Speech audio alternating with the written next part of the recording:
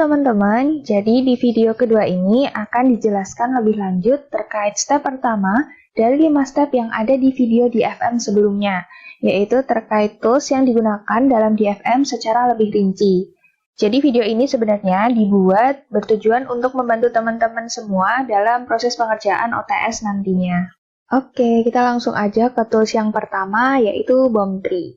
Jadi, seperti yang udah dijelaskan di video sebelumnya, BOM tree ini bentuknya berupa bagan-bagan yang terdiri dari beberapa level.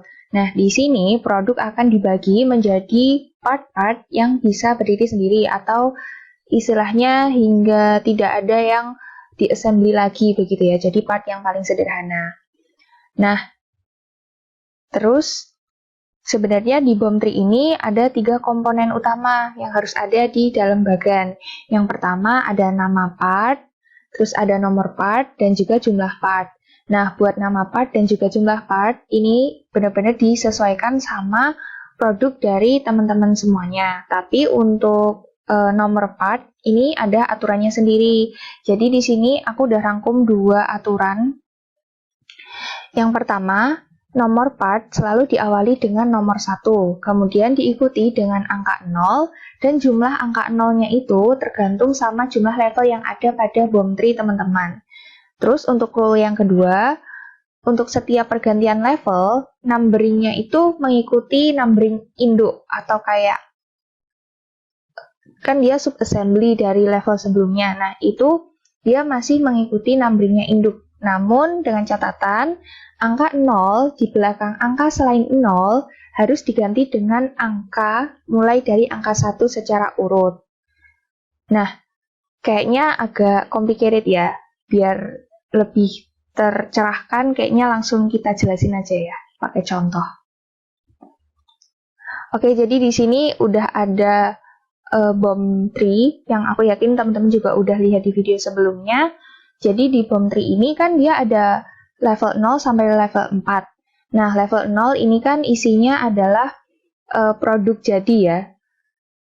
Nah, untuk numbering-nya itu kita akan mengikuti rule 1, di mana angka pertamanya itu angka 1, kemudian diikuti dengan angka 0. Nah, karena dia BOM tree-nya ini ada 4 level, berarti angka 0-nya ada 4. Jadi, numbering-nya 1, 0, 0, 0, 0. Nah, kemudian untuk kuantitinya kebetulan ada 1, karena produknya kan 1. Nah, terus buat level 1, kita akan ngikutin rule 2. Jadi, kita bahas buat yang main assembly dulu ya, kan dia terbagi menjadi main assembly sama pipe plug. Nah, kita bahas yang main assembly dulu. Rule 2, dia numbering-nya mengikuti induk. Jadi, awalnya itu dia 1, 0, 0, 0, 0. Dengan catatan, angka 0 di belakang angka 1 diganti dengan angka 1. Jadi, numbering buat sub-assembly, main assembly adalah 1, 1, 0, 0, 0. Nah, sedangkan untuk pipe plug sama, jadi dia awalnya numbering-nya itu mengikuti induk. Jadi, 1, 0, 0, 0, 0. Tapi, untuk angka 0 setelah angka 1 diganti dengan angka 2, karena tadi kan angka 1 udah dipakai sama main assembly. Jadi untuk pipe plug, numbering-nya adalah 1, 2, 0, 0, 0. Nah, ini tuh dilakuin seterusnya sampai level terakhir di BOM tree ini adalah level 4, dan seperti yang teman-teman lihat, nanti di level yang paling sederhana begitu ya, level part yang paling sederhana, itu dia numbering-nya nggak akan ada angka 0. Jadi, semuanya nanti terisi sama angka selain 0. Nah, selanjutnya ada BOM list. Jadi, sebenarnya BOM list ini adalah tabel penjabaran lebih lanjut dari BOM tree. Kita bisa lihat contohnya di sini. Jadi, di bagian paling atas BOM list ini tuh ada kepala peta namanya. Nah, kepala peta ini ada beberapa kayak yang harus diisi gitu, teman-teman. Yang pertama ada company, kemudian ada product, kemudian ada prepared by, dan ada date. Ini date pembuatan BOM tree-nya. BOM list-nya. Nah, untuk company sendiri, ini biasanya diisi sama company yang bikin produknya begitu ya. Nah, tapi karena di sini teman-teman masih praktek, jadi bisa diisi sama nama company teman-teman. Jadi kayak nama projectnya teman-teman itu apa, nama produknya gitu. Nah, terus untuk produk itu juga bisa diisi sama nama produk, disesuaikan aja. Kemudian untuk prepared by-nya ini diisi sama siapa yang bikin bom listnya ini. Nah, tapi karena teman-teman kan berkelompok ya, jadi bisa ditulis aja nama kelompoknya. Misalnya kelompok 7 kelas A gitu. Nah, terus untuk date-nya ini disesuaikan aja sama tanggal pembuatan. Nah, terus kita lanjut ke tabel utamanya. Jadi di sini ada level. Level ini mengacu pada BOM tree yang udah teman-teman bikin. Bisa dilihat di sini airflow regulator kan dia kan produknya, berarti kan dia level 0. Ini sesuai sama BOM tree-nya tadi. Terus untuk part number ini juga sama, mengacu sama BOM tree yang udah teman-teman bikin juga. Airflow regulator kan tadi kan nomornya kan 10000. Nah, ini sama. Jadi ini mengacu sama BOM tree. Terus untuk part name juga sama. Jadi semua yang ada di BOM tree itu teman-teman masukin ke BOM list gitu ya. Jadi semuanya. Semua pecahan-pecahannya itu dimasukin gitu. Nah, terus untuk drawing number ini sebenarnya berhubungan sama gamtag part-part maupun produk dari yang udah ada di BOM tree gitu. Nah, tapi karena di sini kita praktiknya nggak pakai gamtag, jadi bisa diasumsiin aja untuk drawing number-nya. Terus untuk quantity, ini juga udah sempat ditulis di BOM tree, jadi mengacu sama BOM tree aja. Kemudian ada ini tambahan, jadi make or buy. Jadi teman-teman bisa isi kalau komponen itu dibuat sama perusahaannya sendiri, itu berarti kan custom komponen ya, berarti ditulisnya make. Tapi kalau misalnya beli dari supplier, itu bisa ditulisnya buy gitu. Jadi untuk BOM list ini ada keterangan tambahan make or buy untuk masing-masing komponennya. Oke, next ada tools selanjutnya yaitu part list. Nah, sebenarnya part list ini hampir sama kayak BOM list, komponen-komponennya pun mayoritas juga sama. Sama-sama ada kepala peta, ada part number, ada part name, drawing name, ada quantity, dan juga ada keterangan make or buy. Cuman di sini ada tambahan informasi terkait material yang digunakan untuk setiap komponen, dan juga ada detail mengenai ukuran atau dimensi dari setiap part. That's why di sini aku bold ya teman-teman, untuk menunjukkan bahwa itu ada keterangan tambahan dari part list. Nah, meskipun begitu, tetap ada perbedaan antara BOM list dan juga part list. Seperti yang udah disampaikan sebelumnya, BOM list ini kan sebenarnya adalah tabel yang berisi penjabaran lebih spesifik dari BOM tree. Jadi, untuk semua part yang ada di BOM tree ini dimasukin ke BOM list, termasuk part-part yang sebenarnya dia ini belum menjadi part yang paling sederhana, jadi masih bisa di breakdown menjadi part-part lain gitu. Jadi sebenarnya ini tuh masih berbentuk assembly gitu loh. Nah, beda sama part list ini benar-benar hanya berisi part yang dibutuhkan untuk membuat produk. Part di sini maksudnya adalah part yang paling sederhana, jadi yang udah nggak bisa di breakdown lagi gitu. Part yang benar-benar berdiri sendiri. Nah, itu adalah beda antara BOM list dan juga part list. Contohnya nih, di BOM list kita masih lihat ada part nomor 11000 main assembly, yang mana sebenarnya part ini kan masih bisa dipecah lagi kan, masih bisa dipecah jadi part yang lebih sederhana gitu. Berbeda sama waktu di part list, part main assembly ini udah nggak ada gitu, karena memang di part list ini hanya berisi part-part yang paling sederhana yang sudah tidak bisa dipecah gitu. Jadi ini adalah sekilas perbedaan antara BOM list dan juga part list. Selanjutnya ada part terakhir yang akan kita bahas, yaitu part mengenai tools root sheet. Jadi tools root sheet ini dipergunakan untuk mengidentifikasi kira-kira apa-apa aja sih yang dibutuhin untuk memproduksi part yang mau kita bikin sendiri atau custom gitu ya. Dengan kata lain, buat part-part yang kita beli dari supplier itu nggak perlu kita identifikasi pakai root sheet. Misalnya nih, kita mau bikin 3 komponen sendiri gitu. Jadi kita custom gitu komponennya. Berarti bakalan ada 3 root sheet. Jadi buat satu root sheet itu cuman untuk satu part atau komponen.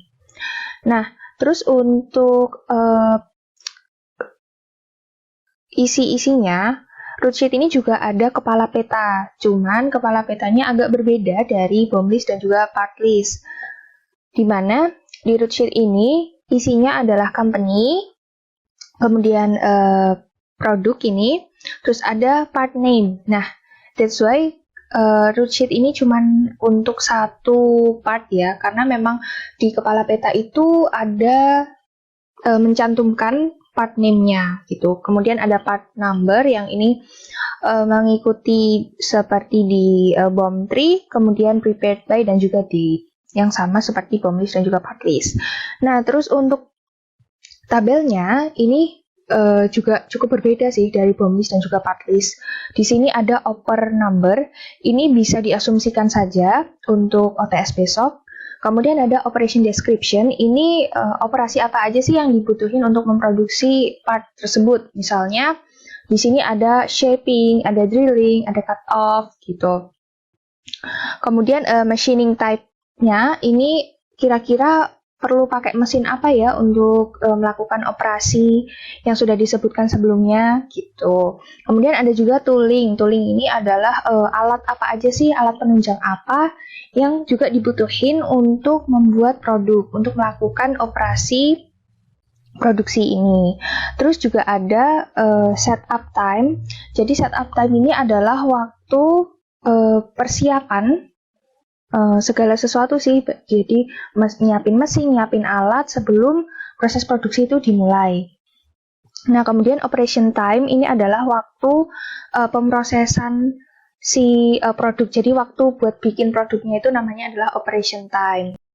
Nah, setup time dan juga operation time ini nantinya akan ditotal dan menjadi total time yang digunakan untuk perhitungan processing cost. Oke, setelah kita bahas tadi 4 tools dari DFM, sekarang aku pengen kasih contoh penggunaan ke teman-teman, penggunaan dari 4 tools tadi ya. Jadi kan sebenarnya tadi selama kita bahas itu, kita udah kasih contoh juga ya untuk tiap toolsnya.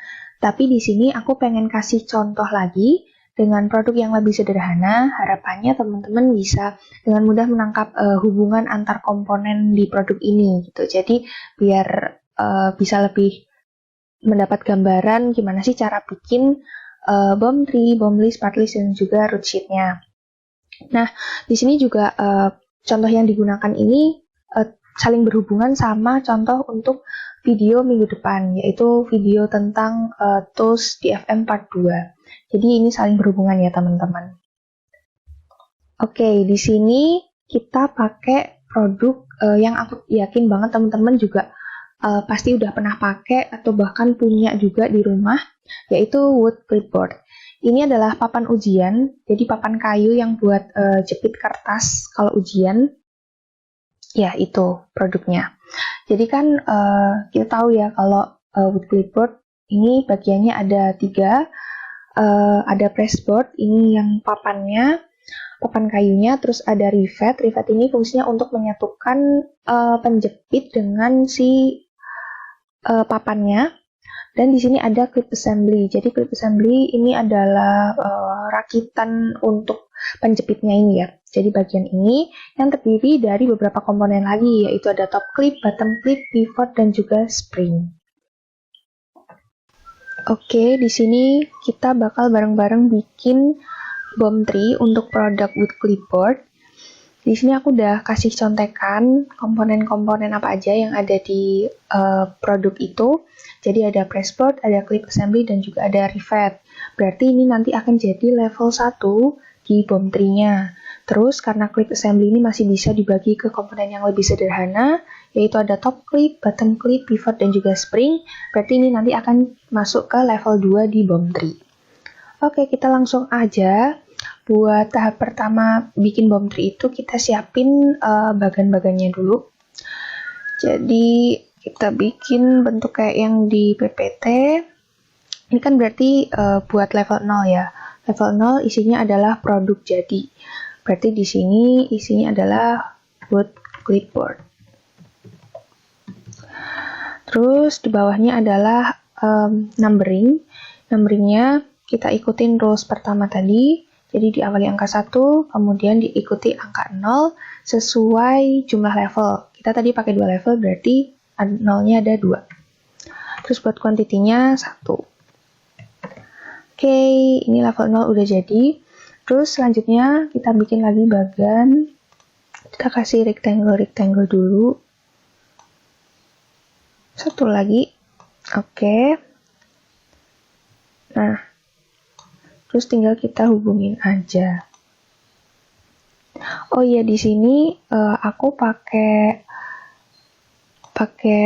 Draw.io ya teman-teman. Tapi ini bisa disesuaikan aja sama preferensi teman-teman, nyamannya pakai apa. Yang penting bentuk bomb tree-nya ini sama kayak di contoh dan bisa jadi.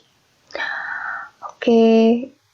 Nah, terus kita isi aja level 1, berarti yang pertama ada pressboard. Bawahnya adalah numbering, berarti kan dia ikutin rules kedua kan. Numberingnya mengikuti induk, kemudian angka 0 di belakang angka 1 diganti dengan angka urut dari 1. Berarti di sini karena masih yang pertama, kita isi 1. Terus belakangnya tetap 0. Kuantitinya kita cuma butuh 1 pressboard di tiap produk. Nah, terus selanjutnya ada clip assembly.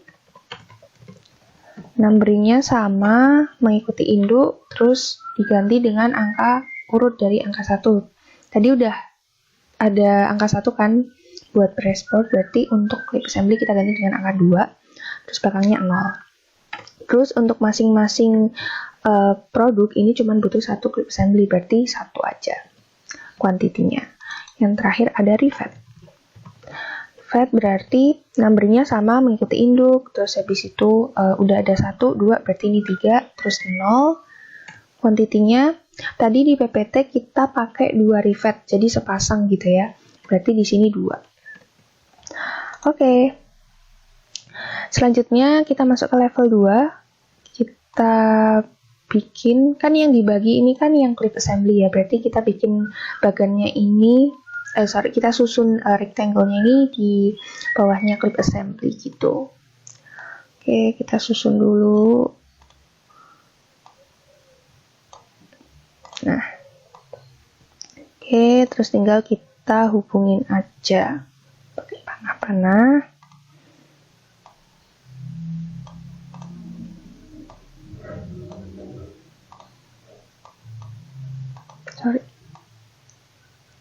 Nah, oke, terus di sini tinggal kita tulis yang pertama ada top clip. Numberingnya berarti mengikuti induk, terus angka 0 di belakang angka selain 0 diganti dengan angka urut dari 1. Berarti ini 1. Kuantitinya tiap clip assembly cuma butuh 1 top clip. Terus untuk yang kedua ada bottom clip.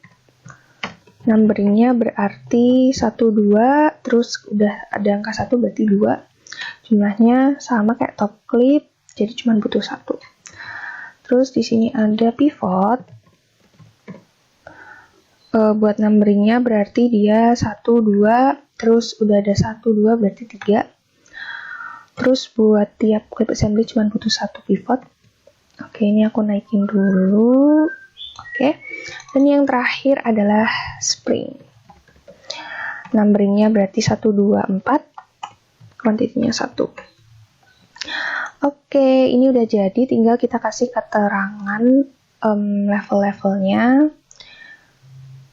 Oke, di sini berarti level 0.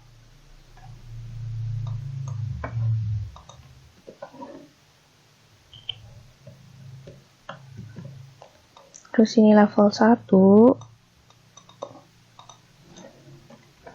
Terus yang ini level 2.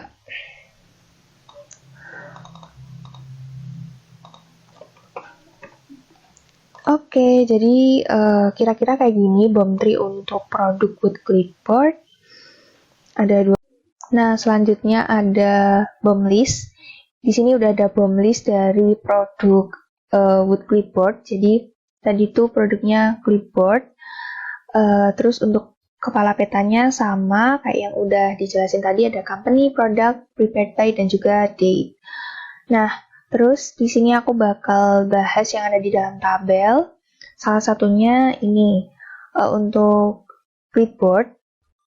Jadi clipboard ini sesuai di BOM tree, dia levelnya 0, terus part numbernya itu 100, terus untuk quantity-nya juga 1. Jadi benar-benar mengacu ke BOM tree yang udah dibuat. Dan untuk drawing number ini, karena kita sebenarnya drawing number kan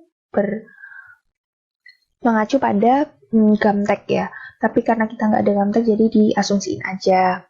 Nah, terus untuk make or buy-nya kita pilih make karena kan ini kan assembly ya, jadi pasti kita bikin sendiri gitu.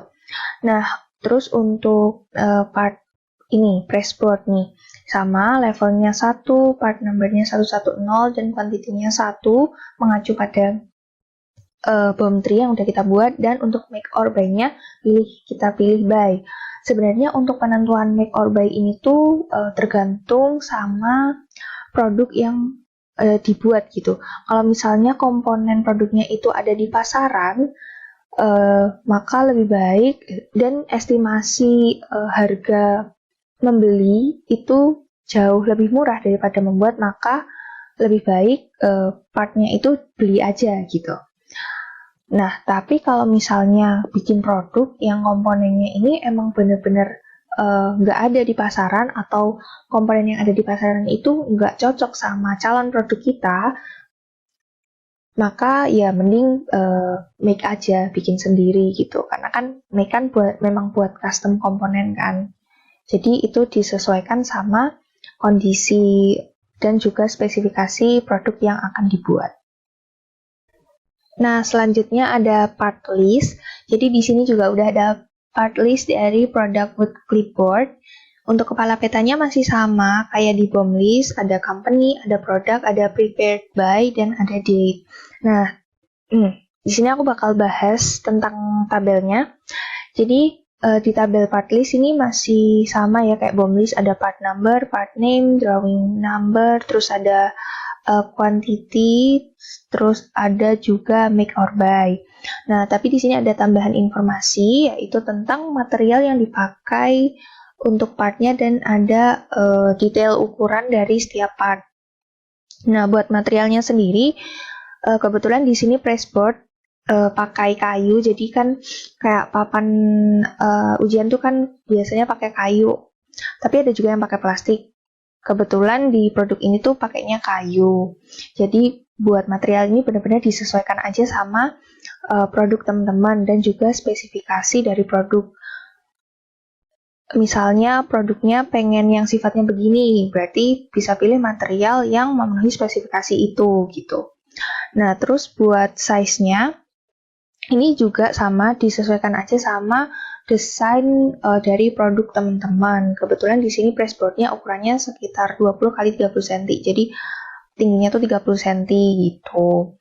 Nah, terus buat bedanya sama BOM list, di sini bisa dilihat ya kalau udah nggak ada clipboard sama part clip assembly, karena dua bagian itu tuh memang bukan komponen yang paling sederhana, alias masih bisa dibagi atau dipecah menjadi beberapa komponen yang lebih sederhana gitu. Jadi that's why dia nggak ada di part list ini.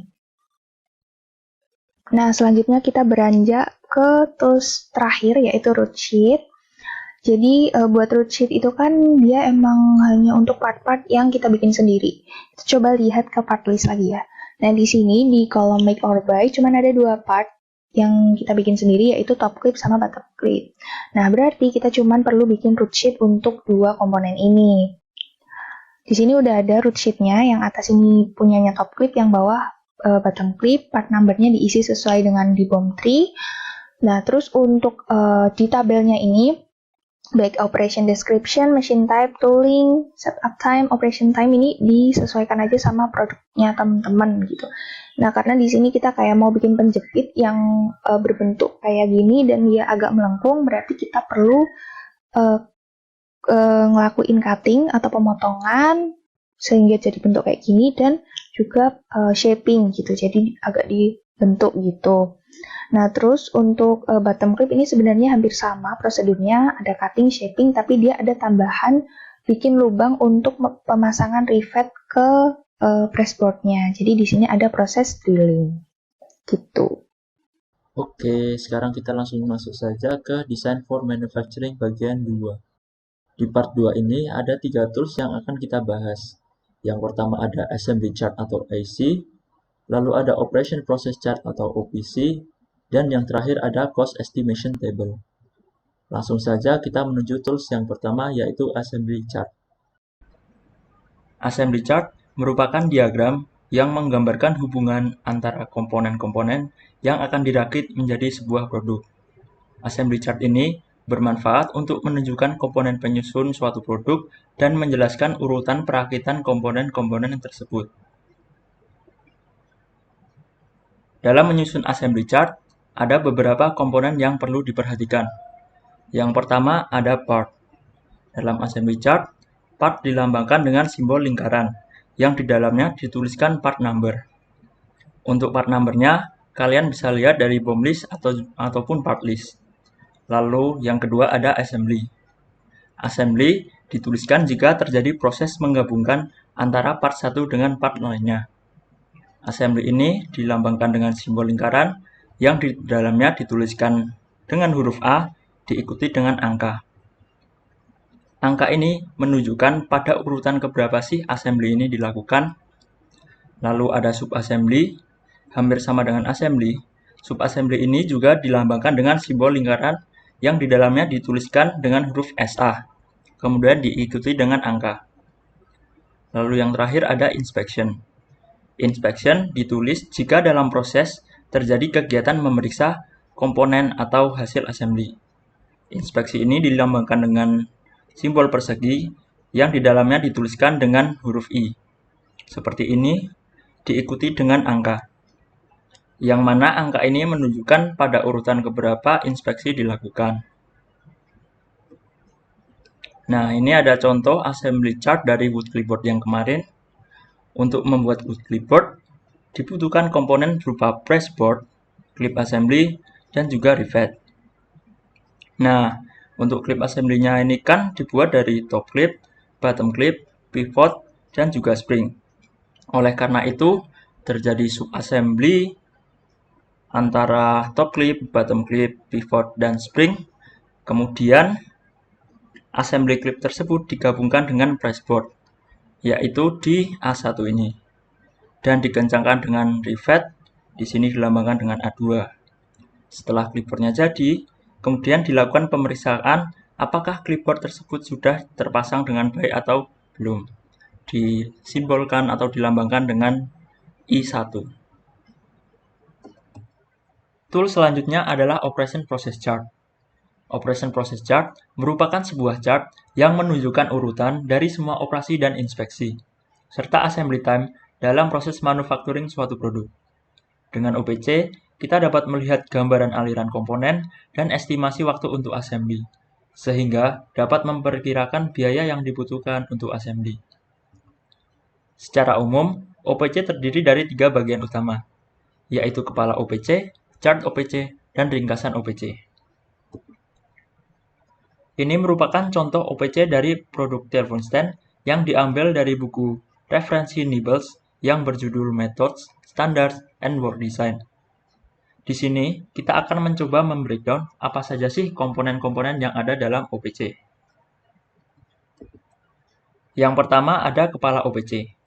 Bagian ini dibuat di bagian tengah atas dari OPC. Baris pertama dimulai dengan judul Operation Process Chart, lalu diikuti dengan nama produk atau objek yang dibuat. Kemudian pada baris 3 atau chart number, kita menuliskan nomor part atau nomor gambar teknik.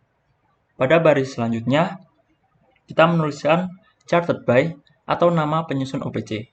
Dan pada baris terakhir, kita menuliskan tanggal penyusunan OPC, namun tidak ditampilkan di sini. Selanjutnya masuk ke chart OPC yang terdiri atas part utama, general flow process, dan general flow material. Perlu kalian ketahui juga, untuk penulisan OPC ini, nomor operasi diurutkan berdasarkan urutan pengerjaan, dan biasanya part dengan proses terpanjang diletakkan di bagian paling kanan OPC. Sebelumnya telah diketahui bahwa telepon stand terdiri dari 3 bagian utama. Salah satunya adalah bagian atas atau top. Nah, bagian utama dari sebuah produk biasanya dapat kita lihat pada level 1 BOM tree dari produk tersebut. Pada bagian top ini, kita tuliskan terlebih dahulu namanya, dilengkapi dengan nomor gambar, ukuran, dan juga material. Lalu kita lanjutkan dengan membuat sebuah garis bawah. Selanjutnya kita akan melihat bagaimana sebuah general flow process. Setelah kita membuat garis bawah, kemudian dilanjutkan dengan membuat garis vertikal yang menggambarkan aliran proses.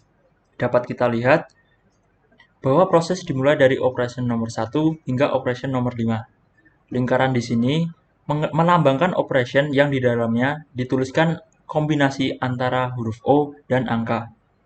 Sedangkan persegi dengan huruf I dan angka di dalamnya melambangkan inspection. Pada bagian kanan dari elemen, kita tuliskan deskripsinya secara singkat, dan pada bagian kiri, kita tuliskan nama waktu yang dibutuhkan. Lalu kita akan melihat general flow material. Dapat dilihat bahwa proses perakitan ketiga bagian utama telah digambarkan secara berurutan, mulai dari top, dari operasi nomor 1 hingga nomor 5, dilanjutkan dengan pembuatan kusen dari operasi nomor 6 hingga nomor 10, lalu dilanjutkan terlebih dahulu dengan assembly kedua bagian ini dengan operasi nomor 11, dan dilanjutkan dengan perakitan kaki-kaki mulai dari operasi nomor 12 hingga nomor 16. Dan pada akhirnya, ketiga bagian utama tersebut akan disatukan dengan tambahan input. Pada bagian kusen dan kaki-kaki, setelah selesai dirakit, maka akan dilanjutkan dengan sebuah garis horizontal. Artinya, bagian kusen atau kaki-kaki tersebut akan menjadi input untuk proses selanjutnya. Lalu pada operasi nomor 17 terjadi assembly antara ketiga bagian tersebut, yang mana sebelumnya telah ditambahkan input berupa skrup. Proses dilanjutkan hingga selesai hingga operasi nomor 20 dan inspeksi nomor 5. Bagian yang terakhir adalah ringkasan atau summary dari OPC. Fungsinya untuk memberikan informasi umum tentang produk yang kita buat. Summary ini terdiri dari 3 kolom, yaitu event untuk melambangkan jenis aktivitas yang kita lakukan, lalu number atau jumlah aktivitas, dan time, yaitu waktu yang dibutuhkan selama operation maupun inspection. Nah, ini merupakan contoh OPC dari wood clipboard yang tadi. Proses dimulai dengan membuat clip assembly, yaitu dengan menggabungkan antara top clip, bottom clip, spring, dan pivot, yaitu pada operasi nomor 1. Dilanjutkan dengan mengencangkan clip assembly dan memeriksa apakah clip assembly tersebut sudah terpasang dengan baik. Setelah itu, dilanjutkan dengan memasang clip assembly pada pressboard, yaitu pada operasi nomor 3 ini. Lalu dilanjutkan dengan memasang rivet dan mengencangkannya. Dan yang terakhir dilakukan inspeksi. Dari summary, dapat diketahui bahwa total time untuk melakukan proses tersebut yaitu 51 detik, dengan 35 detik operasi dan 16 detik inspeksi. Lalu yang terakhir ada cost estimation table. Sesuai dengan namanya, cost estimation table ini digunakan untuk menghitung atau memperkirakan biaya komponen dalam proses manufacturing suatu produk. Nah, ini merupakan contoh template dari cost estimation table. Perlu kalian ketahui, untuk total cost dari cost estimation table ini merupakan total cost untuk satu unit produk. Di dalam cost estimation table terdapat informasi mengenai variable cost, fixed cost, dan total cost, di mana variable cost terdiri dari biaya pembelian material, biaya processing, dan biaya assembly. Sedangkan fixed cost terdiri dari tooling and other NRE dan tooling lifetime. Total cost per unit dari satu unit produk didapatkan dengan menjumlahkan total unit variable cost dan total unit fixed cost. Oke, mungkin sampai di sini aja video modul DFM kali ini. Selain belajar dari video modul ini, jangan lupa untuk tetap membaca buku referensi.